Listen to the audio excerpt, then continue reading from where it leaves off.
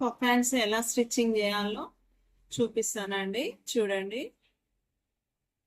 ఇది కింది బార్డర్ అండి. పఫ్ కి కిందంగా 3 ఇంచెస్ బార్డర్ రావాలి. ఆ బార్డర్ అనేది ఎలా కుట్టాలి అనేది కూడా చూపిస్తాను. చూడండి, ఇలా ఒకదాని మీద ఒకటి క్లాత్ పెట్టుకొని ఇలా చక్కటి కుట్టు కుట్టాలి. స్ట్రైట్ లైన్ కుట్టిన తర్వాత ఈ క్లాత్ అనేది ఇలా ఉల్టా తిప్పి ఇలా ఫింగర్ తో ఇలా అనుకొని నేల్తో ఈ లైనింగ్ వైపు కుట్టు వేయాలి. ఎడ్జ్ లో చేయాలి, బ్లౌజ్ క్లాత్ మీద రావద్దు. ఇలా వేసి ఇది కుట్టిన తర్వాత ఇది పక్కకు పెట్టాలి. ఇప్పుడు పఫ్ రెడీ చేద్దాము.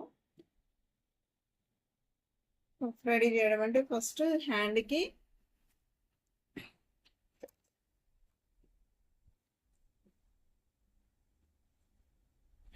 లైనింగ్ అనేది జాయింట్ చేయాలి. చేద్దాం.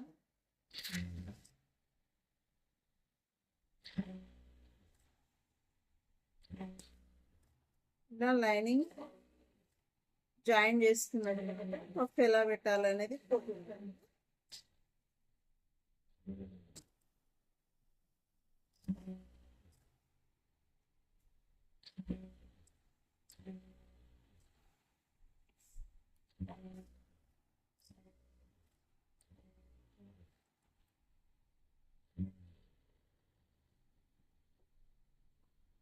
ఇప్పుడే ఎక్స్ట్రా ఉన్న క్లాత్ అనేది తీసేయాలి.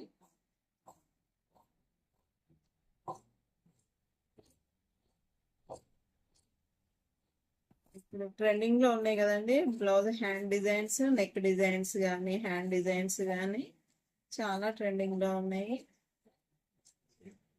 ఫ్యాషన్ కి అనుకూలంగా మనకి ఏ రకంగా నచ్చుతాయో ఫస్ట్ ఆఫ్ ఆల్ మనకి ఏ సెట్ అవుతాయో చూసుకొని సెట్ చేసుకొని కుట్టించుకోవాలి. బ్లౌజ్ అనేది కుట్టించిన తర్వాత మనకు అది సెట్ కాకపోతే బ్లౌజ్ అంతా వేస్ట్ అయిపోతుంది. ఇంకా అది సెట్ కానప్పుడు తొడగరు, వేస్టే కదా.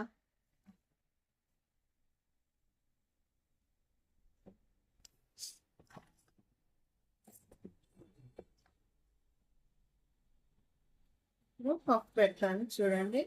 చిన్న చిన్న ప్రిల్స్ క్లాత్ ఎక్కడి నుంచి ఎక్కడికి పెట్టాలనేది కటింగ్ లోనే మార్క్ చేసుకున్నాం కదా.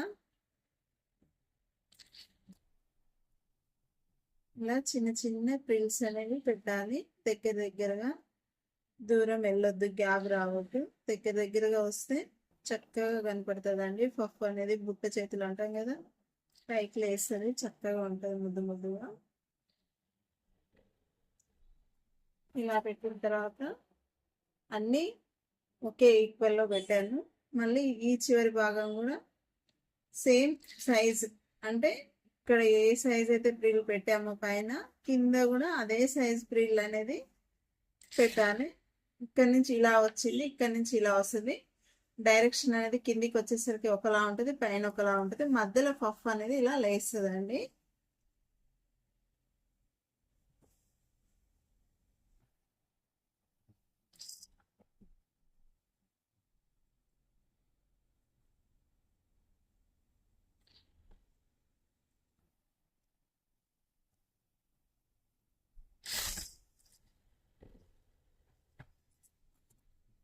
ఇలా ప్రింట్స్ పెట్టుకున్న తర్వాత మనం ఫస్ట్ కట్ చేసిన బార్డర్ క్లాత్ అనేది ఉంది కదా, దీన్ని ఇలా వేసి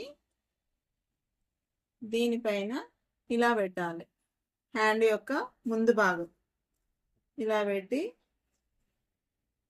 ఈ చివరి నుంచి ఆ చివరి వరకు జాయిన్ చేయాలి. ఇలా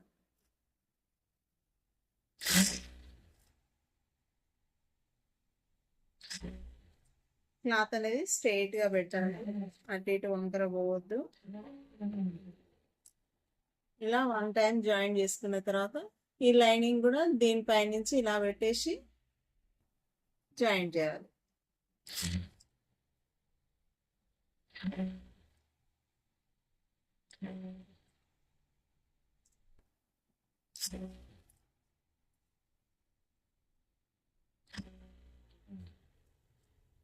ఇలా జాయిన్ చేసిన తర్వాత మనం ఇందులో నుంచి హ్యాండ్ అనేది బయటికి తీయాలి. మనం బ్లౌజ్ యొక్క క్రాస్ పట్టి ఎలా అయితే బయటికి తీస్తామో కుట్లు కనపడకుండా అలా వచ్చేస్తుంది. కుట్లు లోపలికి పోతాయి, బ్లౌజ్ అనేది కుచ్చుకోకుండా నీట్గా వస్తుంది తొడుక్కున్నప్పుడు. ఇది బెనారస్ క్లాత్ కదా, ఈ జరీ థ్రెడ్స్ అనేవి బయటికి తేలి కుచ్చుకుంటూ ఉంటాయి.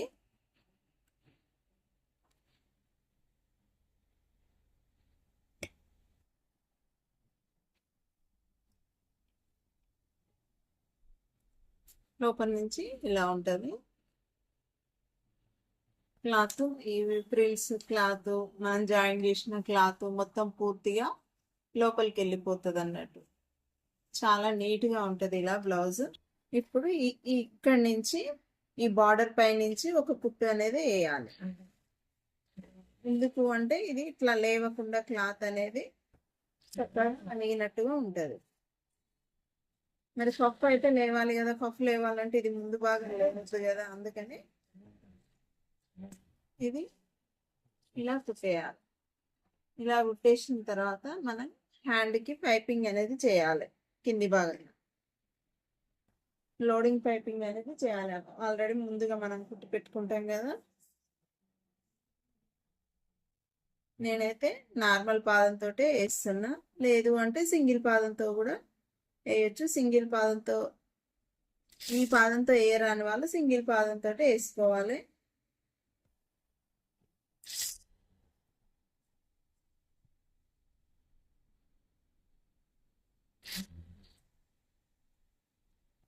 ఇలా పైపింగ్ అనేది అటు ఇటు జారకుండా, అటు ఇటు జారితే ఒక్కడ పెద్దగా ఒక్కడ చిన్నగా వస్తుంది. అట్లా కాకుండా కొంచెం జాగ్రత్తగా పట్టుకొని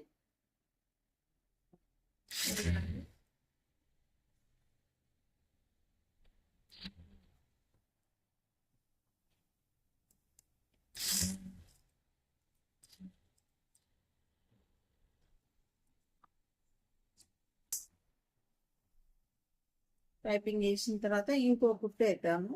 హెమ్మింగ్ అవసరం లేదు, దీనికి కుట్టేస్తే సరిపోతుంది.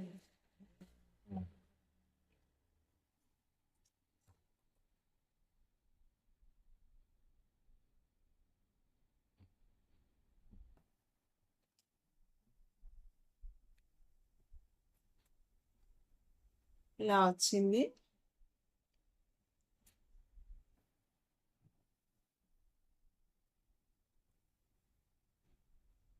చూడండి, 2 హ్యాండ్స్. ఈ స్టిచ్చింగ్ స్టైల్, ఈ మోడల్ హ్యాండ్స్ మీకు నచ్చినట్లయితే దీని కటింగ్ కూడా నేను చూపిస్తా అండి. మీరు కటింగ్ చూడాలనుకుంటే నాకు కటింగ్ అని వాట్సాప్ చాటింగ్ మెసేజ్ చేయండి. మీరు కటింగ్ చూడాలనుకుంటే నాకు మెసేజ్ చేయండి, నేను కటింగ్ అనేది చూపిస్తాను. ఈ హ్యాండ్ బ్లౌజ్ మొత్తం కూడా కుట్టిన తర్వాత మీకు చూపిస్తాను. ఓకే, థ్యాంక్ యూ అండి.